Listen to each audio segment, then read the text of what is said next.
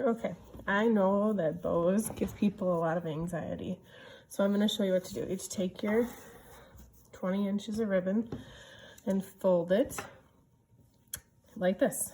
I think it looks like, you know, the Cancer ribbons that you see around. And then just kind of flatten it out. This part here is probably about 4 to 5 inches wide, but you can adjust it based on, you know, once you kind of have it all together. So I basically took that, you know, Cancer ribbon and flattened it. And then I'm going to just gather it. If you see how I just kind of take all the layers, there should be 1, 2, 3 layers. Take all the layers and like basically make it look like a bow tie in the middle. You can fool around with it at this point. So if it isn't, if this bow part wasn't quite wide enough, you can just let it up, loosen, you know, maybe you expand one of yours if there's one tail that's a little bit longer, and then just do it again. So you've got it like that. Make sure it's kind of even.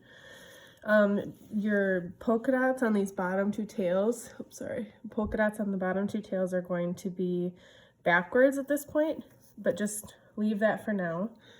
And then take your jute ribbon and just wrap it around once and tie it in the back. So you're just, you know, making a square knot in the back, and we'll manipulate the bow here a little bit once you've got that done. So double knot it so that it stays pretty tight, because you want it to be tight so that you can manipulate it.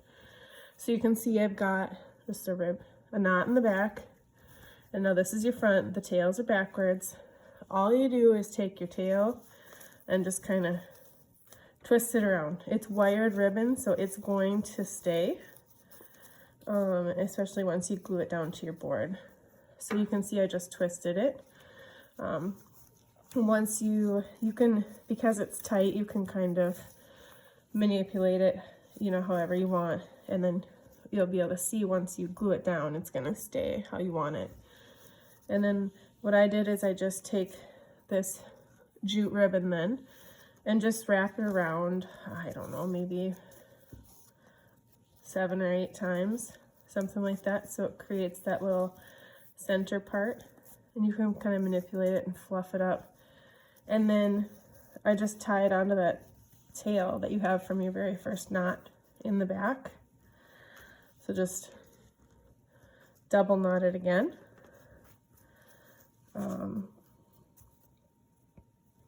And you should be good.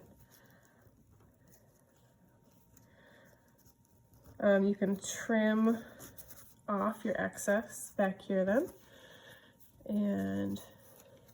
and just manipulate your bow again.